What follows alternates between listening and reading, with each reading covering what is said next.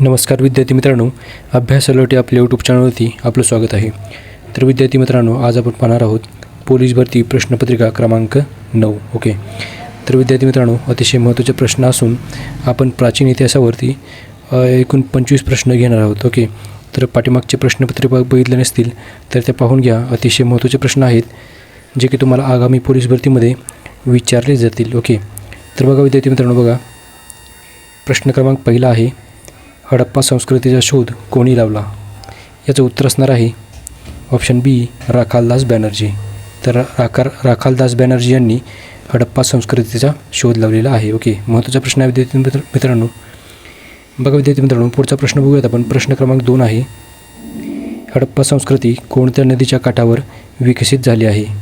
तर बघा महत्त्वाचा प्रश्न आहे विद्यार्थी मित्रांनो. प्रत्येक प्रश्न महत्त्वाचे आहेत. तुम्ही पहिल्यापासून शेवटपर्यंत व्हिडिओ पाहण्याचा प्रयत्न करा. अतिशय महत्त्वाचे प्रश्न आहेत. ओके. तर विद्यार्थी मित्रांनो, बघा याचं उत्तर असणार आहे ऑप्शन सी, सिंधू. तर सिंधू नदीवरती हडप्पा संस्कृतीचा विकास झालेला आहे. ओके. तर लक्षात ठेवा. प्रश्न क्रमांक 3 बघूयात आपण. वेदांपैकी सर्वात जुना वेद कोणता आहे? तर बघा याचं उत्तर आहे ऑप्शन डी, ऋग्वेद. तर ऑप्शन डी याचं उत्तर असणार आहे. सर्व वेदांपैकी ऋग्वेद हा वेद सर्वात जुना आहे. ओके. चला पुढचा प्रश्न आहे. प्रश्न क्रमांक 4 आहे, महाजनपदे किती आहेत? तर बघा एकूण महाजनपदे 16 आहेत. ओके. ऑप्शन सी याचं उत्तर असणार आहे एकूण 16 महाजनपदे आहेत. पुढचा प्रश्न आहे प्रश्न क्रमांक 5. बघा गौतम बुद्धांचा जन्म कुठे झाला? बघा विद्यार्थी मित्रांनो, महत्त्वाचा प्रश्न आहे. याचं उत्तर असणार आहे, बघा विद्यार्थी मित्रांनो, प्रश्न क्रमांक 5चं उत्तर असणार आहे ऑप्शन सी, लुंबिनी. तर लुंबिनी येथे गौतम बुद्धांचा जन्म झाला होता. ओके. तर पुढचा प्रश्न बघूयात आपण. प्रश्न क्रमांक 6 आहे, अशोकाचा शिलालेख कोणत्या लिपीत आहे? बघा याचं उत्तर आहे ऑप्शन बी, ब्राह्मी. तर ब्राह्मी लिपीमध्ये अशोकाचा शिलालेख आहे. पुढचा प्रश्न आहे प्रश्न क्रमांक 7. बघा कलिंग युद्ध कोणत्या सम्राटाने लढले? बघा याचं उत्तर असणार आहे ऑप्शन सी, अशोक. तर अशोकने कलिंग हे युद्ध लढले आहे. ओके. तर सम्राट अशोक यांनी हे युद्ध लढले आहे. ओके. लक्षात ठेवा. प्रश्न क्रमांक 8 बघूयात आपण. गुप्त काळाला भारताचा सुवर्णकाळ का म्हणतात? बघा याचं योग्य उत्तर सांगायचं आहे तुम्हाला. बघा याचं योग्य उत्तर आहे ऑप्शन बी, कला संस्कृती व विज्ञानाची प्रगती झाल्यामुळे गुप्त काळाला भारताचा सुवर्णकाळ असे म्हणतात. ओके. तर लक्षात ठेवा विद्यार्थी मित्रांनो, महत्त्वाचा प्रश्न आहे. तर याच काळामध्ये कला संस्कृती आणि विज्ञानाची प्रगती झाली होती. पुढचा प्रश्न आहे प्रश्न क्रमांक 9. बघा अजिंठा लेणी कोणत्या काळातील आहे? बघा याचं उत्तर असणार आहे ऑप्शन सी, म्हणजेच गुप्त. तर अजिंठा या लेण्या आहेत त्या गुप्त काळातील आहेत. लक्षात ठेवा. प्रश्न क्रमांक 10 बघूयात आपण.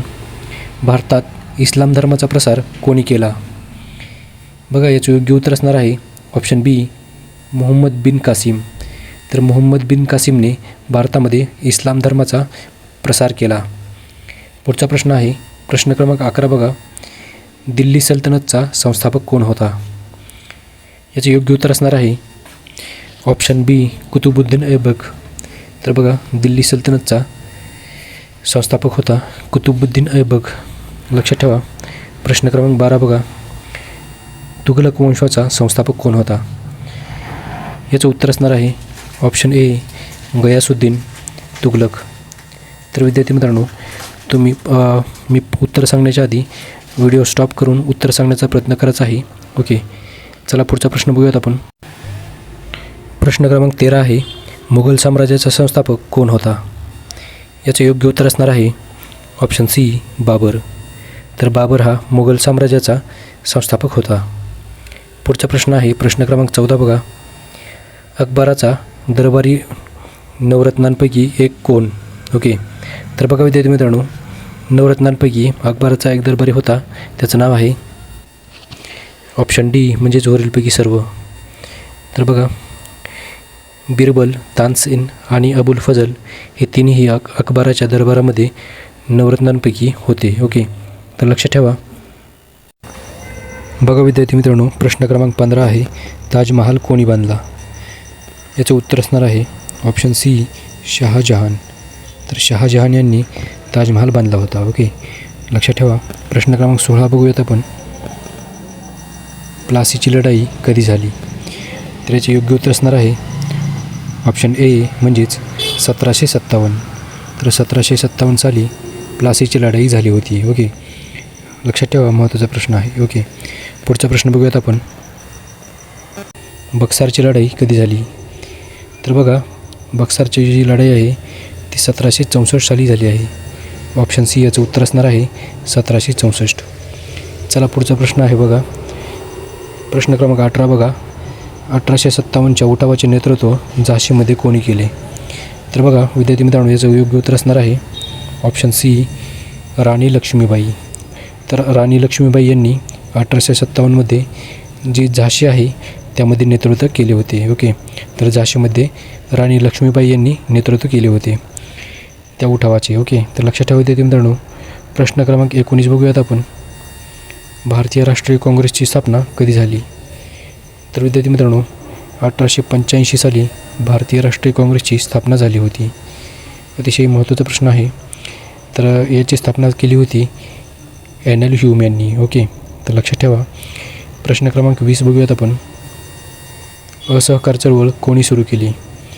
तर बघा विद्यार्थी मित्रांनो, याचं योग्य उत्तर असणार आहे ऑप्शन बी, महात्मा गांधी. तर महात्मा गांधींनी असहकार चळवळ सुरू केली होती. तर लक्षात ठेवा. प्रश्न क्रमांक 21 बघूयात आपण. स्वराज्य हा माझा जन्मसिद्ध हक्क आहे हे विधान कोणी केले? तर विद्यार्थी मित्रांनो, याचं योग्य उत्तर असणार आहे ऑप्शन सी, लोकमान्य टिळक.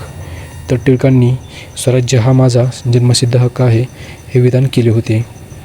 चला पुढचा प्रश्न आहे बघूयात आपण. प्रश्न क्रमांक 22 बघा. दांडी मार्च कधी झाला? तर बघा याचं योग्य उत्तर आहे पर्याय क्रमांक बी म्हणजेच 1930.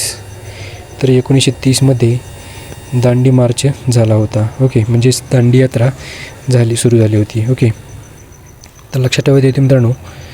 पुढचा प्रश्न बघूयात आपण. प्रश्न क्रमांक 23 बघा. भारत छोडो आंदोलन कधी सुरू झाले? बघा याचं योग्य उत्तर असणार आहे ऑप्शन डी, 1942 साली भारत छोडो आंदोलन सुरू झाले होते. पुढचा प्रश्न आहे बघा, प्रश्न क्रमांक 24 आहे. भारताला स्वातंत्र्य कधी मिळाले? तर विद्यार्थी मित्रांनो, हा प्रश्न कोणालाही आला पाहिजे. तर याचे योग्य उत्तर असणार आहे 15 ऑगस्ट 1947 रोजी भारताला स्वातंत्र्य मिळाले होते. ओके, पुढचा प्रश्न आहे प्रश्न क्रमांक 25 बघा. भारताचे पहिले गव्हर्नर जनरल कोण होते? तर भारताचे पहिले गव्हर्नर जनरल होते वॉरन हेस्टिंग. ओके, तर ऑप्शन सी याचं उत्तर असणार आहे वॉरन हेस्टिंग. वॉरन हेस्टिंग हे भारताचे पहिले गव्हर्नर जनरल होते. तर लक्षात ठेवा विद्यार्थी मित्रांनो, भेटणार आहोत आपण पुढच्या व्हिडिओमध्ये. धन्यवाद.